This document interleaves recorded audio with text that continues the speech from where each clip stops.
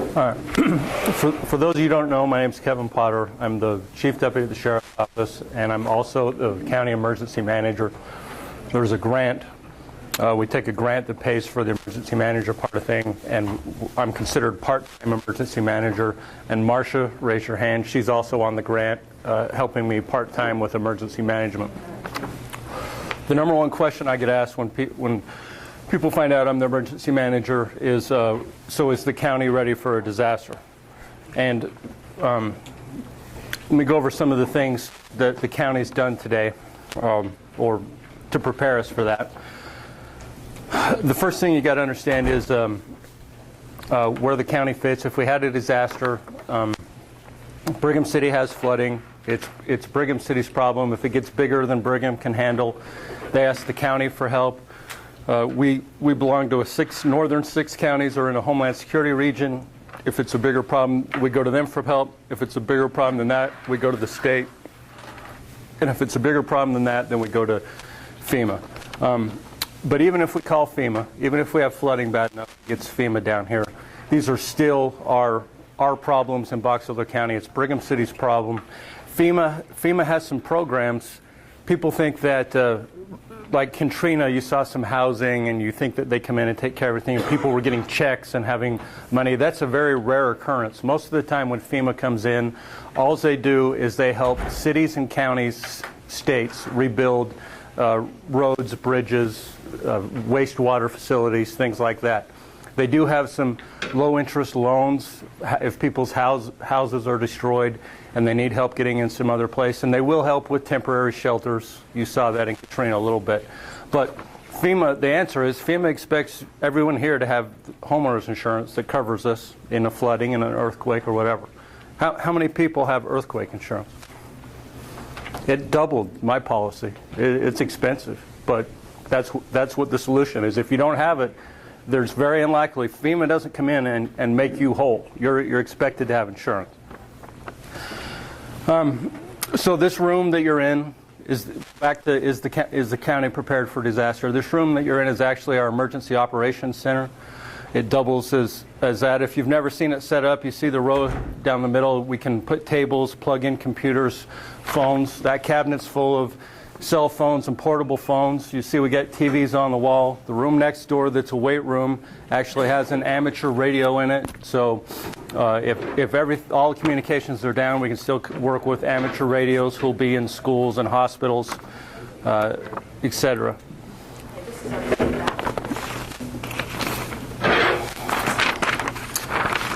Some other things that the county does to prepare. There is a monthly emergency management meeting with not only the county department heads, but the Red Cross is here, the school districts are here. Trying to think, some of the cities come.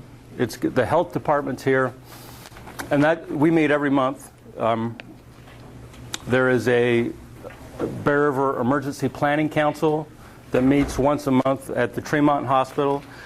There's an LAPC meeting which meets monthly, and that deals with hazmat and response to hazmat in the county. There is a variety of, I told you about, we're in a northern 6 counties or in a region 1 Homeland Security area. They have bi-yearly meetings, and there is we belong to through BRAG, we have a series of meetings coming up where they put out a pre-disaster mitigation plan. Every 5 years they put this out, and it specifically tells you what the history of disasters are in the county.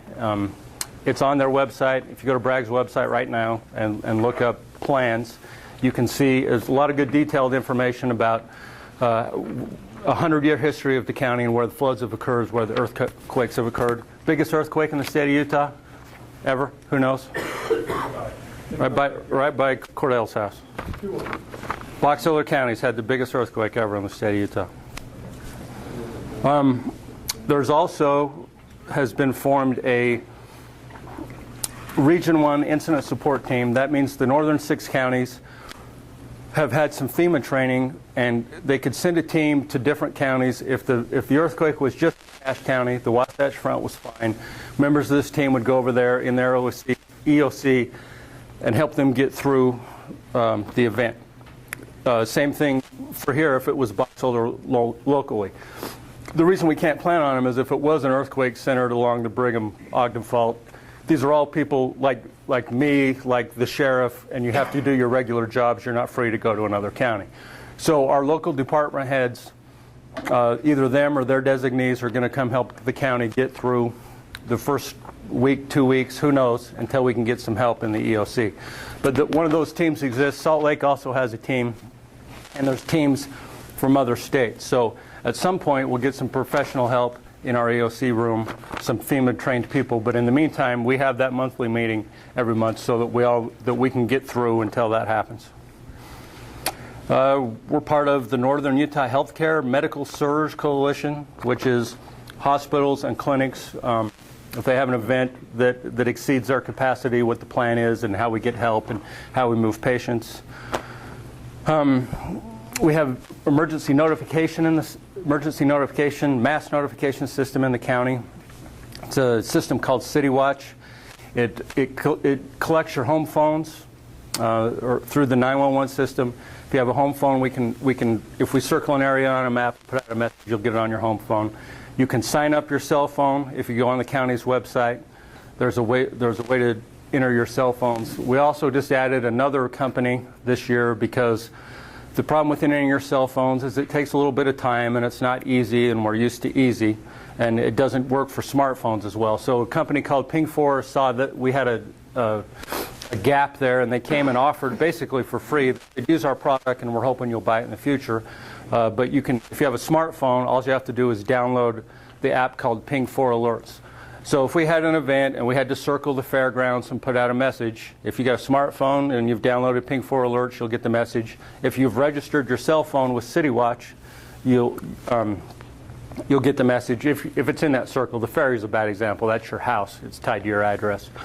But actually, very few people in the county have signed up for either one of these services, a few hundred. So we put ads in the paper when it came out.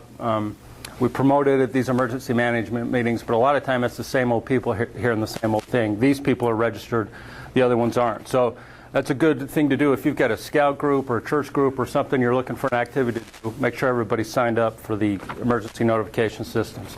There's also an AM radio station in the county that would broadcast in an emergencies.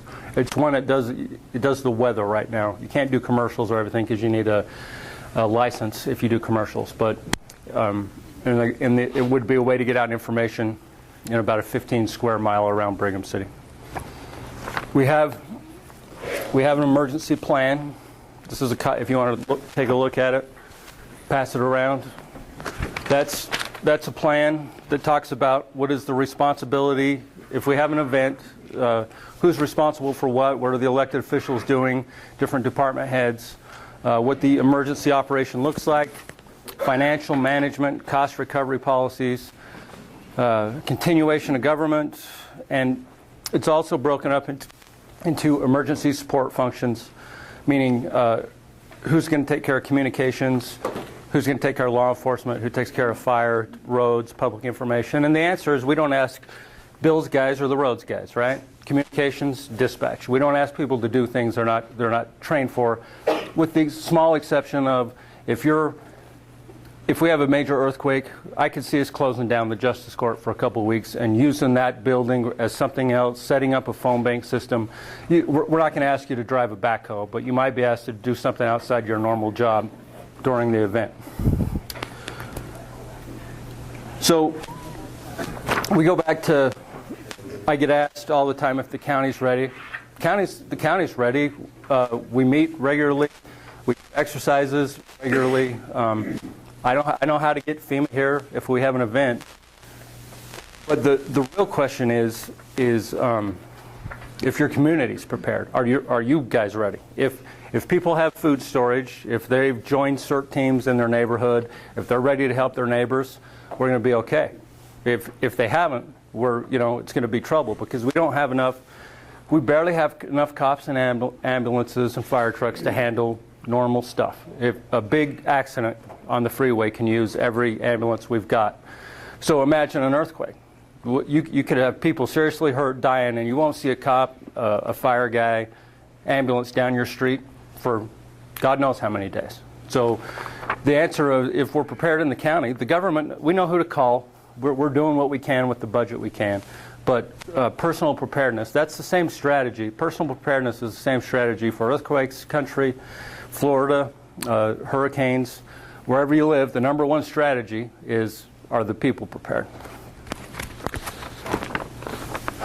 Anybody got any questions about emergency management, how it works in the county? Your department heads or elected officials are all invited to that monthly thing. If you're talk to them about if they can't go, become a designee at that meeting, so we have representation there. If there's no questions on that, we'll go to the next presentation. Is on active shooters. We're going to watch a video. Active shooters in the workplace.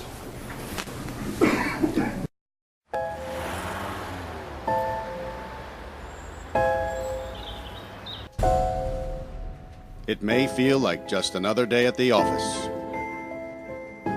but occasionally, life feels more like an action movie than reality. The authorities are working hard to protect you and to protect our public spaces.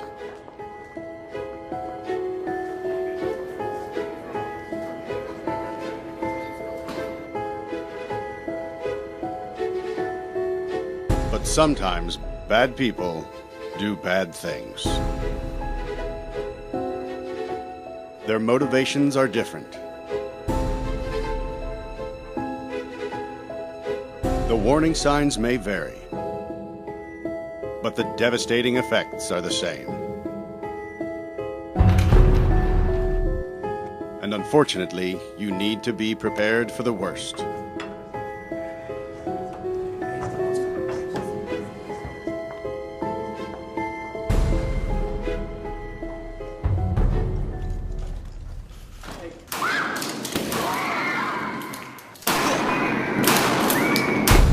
If you were ever to find yourself in the middle of an active shooter event, your survival may depend on whether or not you have a plan.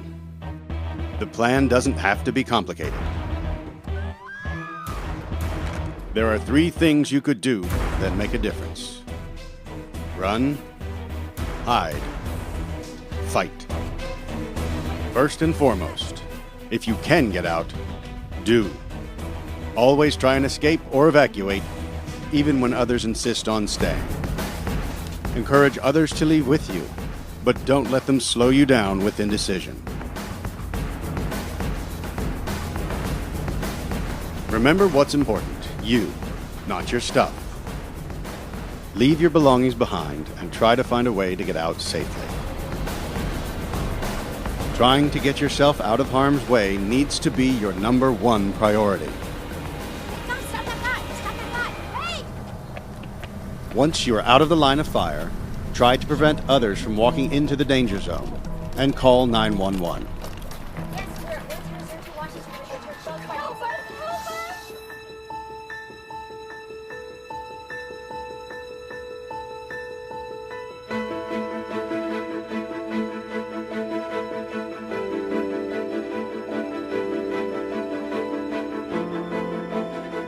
If you can't get out safely, you need to find a place to hide.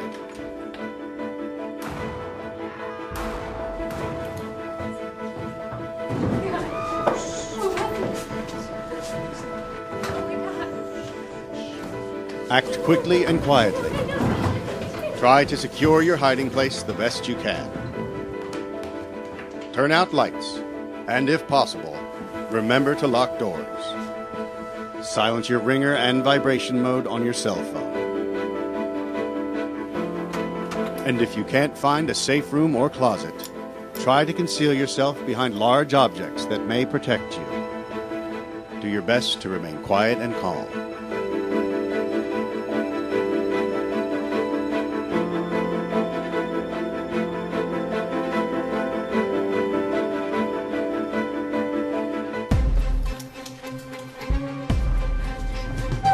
As a last resort, if your life is at risk. Whether you are alone or working together as a group, fight. Act with aggression. Improvise weapons. Disarm him. And commit to taking the shooter down, no matter what.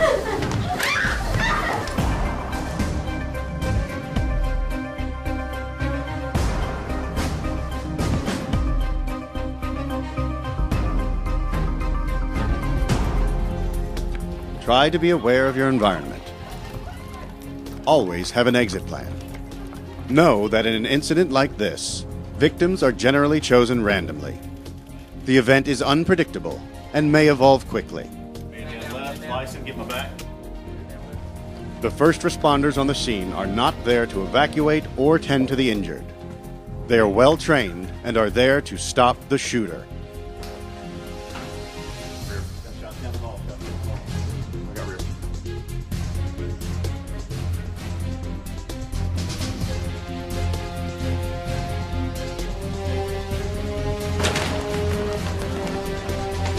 Your actions can make a difference for your safety and survival.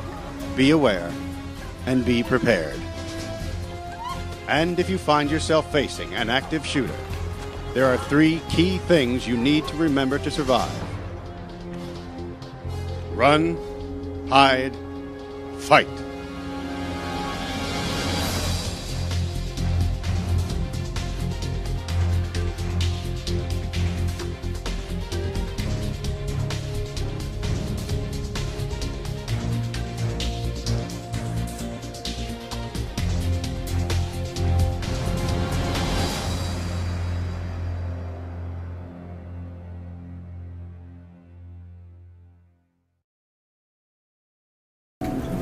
It may feel like just another day. So every time we've done that presentation, we get schools, a lot of times, we get a call from the principal or the superintendent that says, they just told my teachers that we're supposed to go fight the bad guy. When the guy runs in with the school, I'm supposed to grab a stapler and run him down. Is that what that video said? No. That's the last resort, right? I don't want to start hearing that what we told you is grab a pencil and chase the guy down. That's not what we told you. Now, if you're in a room without an exit and there's 5 of you in there, the point is you could all just lay there and wait for it, but you might as well do something. And act 5-on-1, even if the guy has a gun, it may work. It may buy some more time. The cop may be 10 seconds away from that door. So that's the last resort. That's only if you can get out. Can't get out. But you have to be... Do you think you could pick up a stapler and hit somebody in the eye with it? You know, probably not until you're in that. When you realize they're shooting people and they're in your room. You know, I think you'd be surprised at what you can do. If you've at least thought of it, you guys know your workplaces better than us. You'll be able to tell, is my office a run office, a hide office, a fight office? And if you've gone to a different floor, if you're out in the parking lot, the answers are different for wherever you are. You need to figure it out for yourself for the most part. We have about one of these a week in this country, an office shooting, and we have some reasons we draw attention where we collect taxes, where the justice court, you've got unhappy people. Several times a year, someone walks in the lobby of a police station and starts shooting, usually as a suicide attempt. So we have all these places in the county that makes us more likely. So Steve's going to talk a little bit more about what the courts and the bailiffs do specifically. But before we get to that, any questions on the video or this? Let me add, we live in a state that's very firearms friendly. We got a lot of concealed carry permits. If you're one of those doing a concealed carry, you need to make another thing. We talk about this with teachers and in your office is